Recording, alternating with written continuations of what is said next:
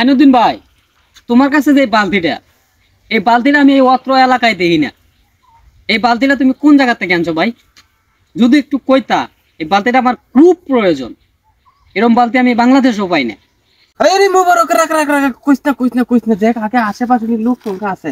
এই বালতিটা যে ফায়ার করে আমি আনছি, এই বালতিটার লাগিয়া মানুষ মনে অত্র এলাকার মানুষ এই বালতিটা নেওয়ার লাগিয়া মানে উড়া বড় হয়ে লাগছে। মানে এই বালতিটা আমি খালি একমাত্র লুগাইয়া আমার এই ক্ষেত্রে মধ্যে খালি পানি দিই, বুঝছো? এই বালতিটা নেওয়ার লাগিয়া মনে হচ্ছে ফল মন্দা থেকে মানুষ আই, নেত্রকোনা থেকে মানুষ আই, আমবাড়ি থেকে মানুষ আই, আর আমরা এলাকার মানুষ তো উহাই নাই। খালি আমার দেখা যায় কোন সময় বালতিটা কোন সময় তয়ে যায়, মানে বালতিটা আমি এমন জায়গা লুকায় তৈ যাতে বালতিটা কেউ না নিতারে। এই বালতিটার দামটা শুনলে আমার মাথাটা ঘুরান মাইরা ধরুন। আরে ভাই, তাহলে এটা দাম কত? তুমি একটু দামটা কইবা। আরে বালতির দামের কথা কইতেছ, বালতির দামের কথা কইস না, হাই হাই সর্বনাশটা করতে রি।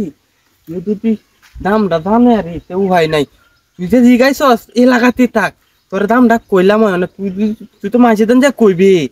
সর্বনাশটা করতে রি, বালতিটা তো আমার নিবো গা। সাবধানে কামড়াই করিস না ভাই, তোর অনুরোধ। এই বালতির দামের কথা জিগাইস না, যদি জিগা আসতে হয় না, তুই হলে আমার বাড়িতে এক প্লেট খাই আইসি, এরপর এই দামের কথা জিগাইস না। এই বালতিটা যে দাম তোরা কইলে তুই মাথা ঘুরেন দিয়ে হরিয়া যাবি গা। আই সর্বনাশ! ভাই, তুমি এই কথাটা কি কইলা?